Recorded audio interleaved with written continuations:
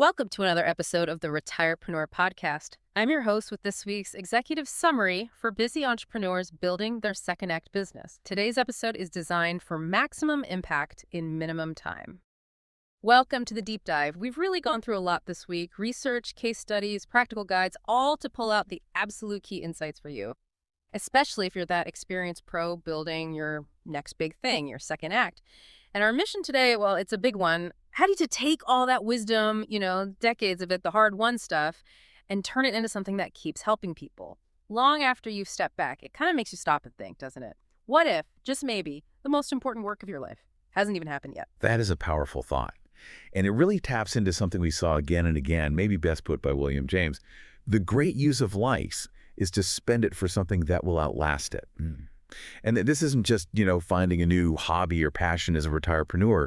It's about being really intentional, structuring what you know.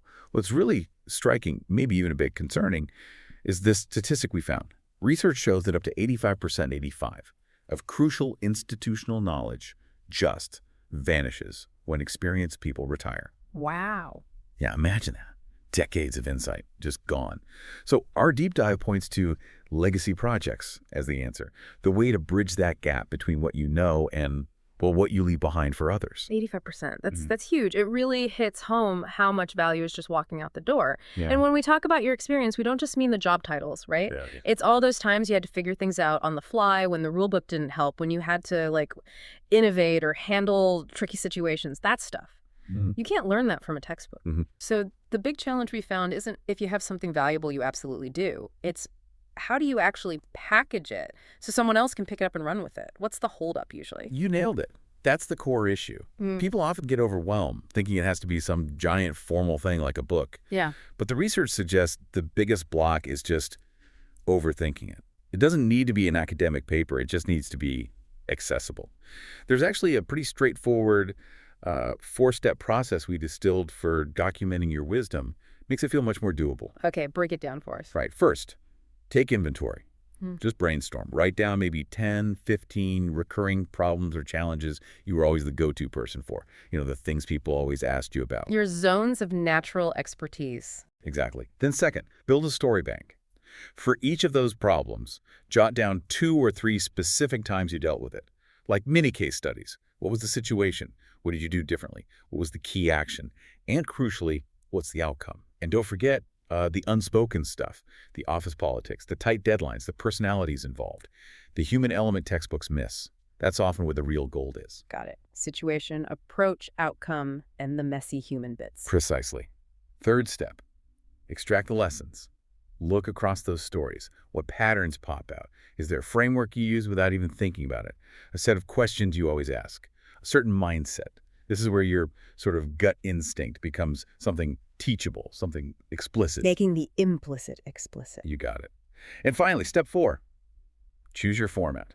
And this is key. It doesn't have to be a book. It could be written guides, short videos, maybe a checklist, even just a framework for having certain conversations. Whatever fits you and who you want to help. Clarity and usefulness, that's the goal. Okay, that makes it seem much less intimidating. Breaking it down like that. Right. And we saw a great example of this, didn't we? That retired operations exec. Oh, yeah, that was a fantastic case study. Instead of just writing technical manuals, which, okay, are useful, he realized his real superpower was guiding people through huge organizational changes. The human side of it. Right, not just the process, but the people. Exactly. So he built this framework around rebuilding trust, managing expectations, keeping morale up when everything felt chaotic. That became a whole consulting practice, online courses. Proving that often the most valuable wisdom is in those interpersonal skills. It's not just the what, but the how you do it with people. Absolutely. He found that deeper value. So for you listening, a really concrete first step we pulled out is this. Pick just one area where people always seek your advice. Set aside maybe 30 minutes and just write down your process step by step, like you were training someone to take over for you tomorrow. Just get it down on paper. Yep, that simple act. That's the start. That's the seed of your legacy playbook right there. Okay, I love that. Super practical. Documenting is step 1. But, a document sitting on a shelf doesn't help anyone. How do we make sure this wisdom actually gets out there? Reaches lots of people. Which brings us to the next big insight. Scaling your impact. Moving beyond one-on-one. Some call it Legacy mentoring. Right, that's the critical shift. Moving from being the bottleneck where your impact is limited by your time to creating systems that let your wisdom ripple outwards. Yeah. Our deep dive showed a clear path here. First, you really need to pinpoint that specific transition or challenge you help people with better than almost anyone else. Is it launching a second act? Navigating tricky career moves? Finding that balance between purpose and income? Identifying your unique sweet spot. Exactly. Once you have that clarity, then you build tools to carry your guidance forward. Right. We saw three main types. First, content frameworks. Think roadmaps, decision trees, playbooks, things people can use to guide themselves, with your wisdom baked in. So they can self-serve, essentially. Pretty much.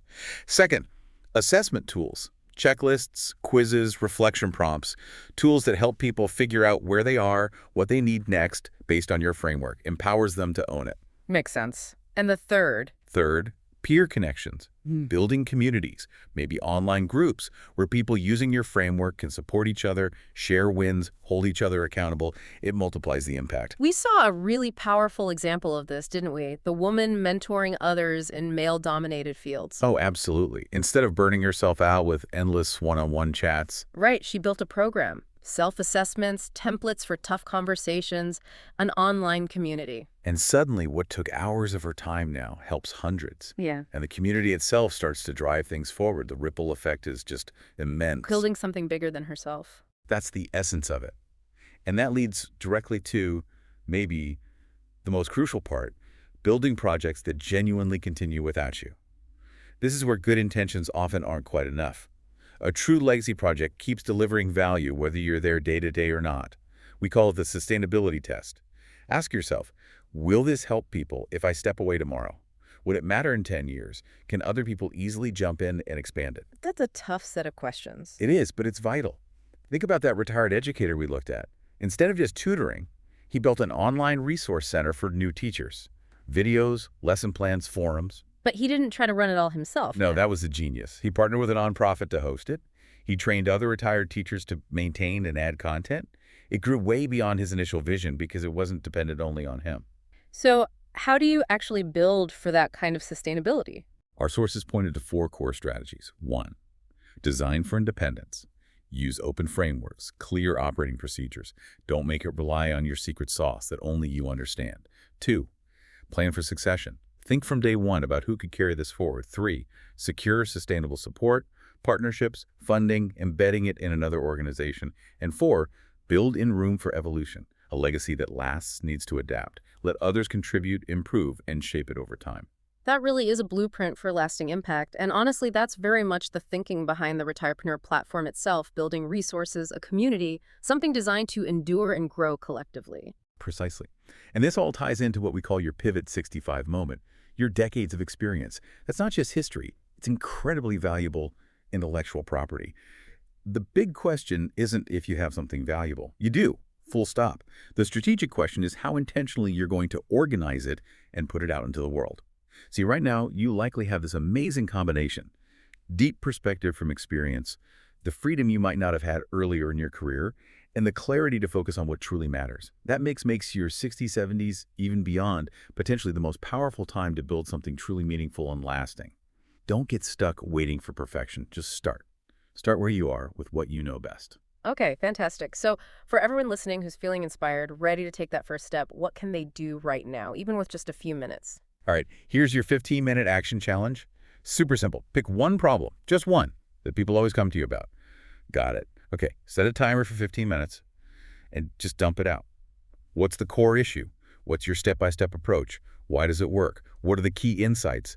Don't edit, don't polish. Just get the raw explanation down. If someone else could basically understand your method from those notes, you've won. That's your starting point.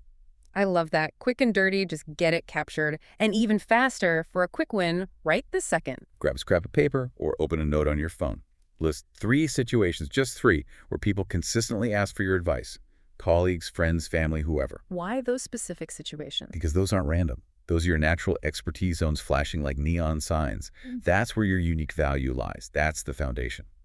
Brilliant. And is there a tool that can help organize all this once you start brainstorming? Yeah, one tool that came up consistently is Notion. Think of it like a digital command center for your legacy project. It mixes notes, project tracking, content building. You can use it to list those problems, Build out the story bank examples, draft your frameworks, start with the free plan, create a legacy project workspace, and just begin capturing that first area of expertise. Nice. And tying this back to practical application, this documented wisdom is exactly what a lot of flex work focus opportunities are looking for, right? Absolutely. Remote consulting, training roles, content creation gigs. Many are specifically looking for people who can structure their deep experience into frameworks and materials others can use. It's a way to scale your impact and potentially create flexible income. Makes perfect sense. When all is said and done, your biggest impact might not be the career you had. It might be the legacy you consciously build using the wisdom from that career. The question really isn't if you have something valuable to share. You do. The real question is, will you take the steps to organize it and share it so it keeps making a difference long after you've moved on? That's your executive briefing for this week. If you found value in these insights, share this episode with fellow retirepreneurs and subscribe to the Retirepreneur newsletter at retirepreneur.com. Follow us for weekly strategic insights, and remember, your most successful chapter is just beginning. Until next week, keep building.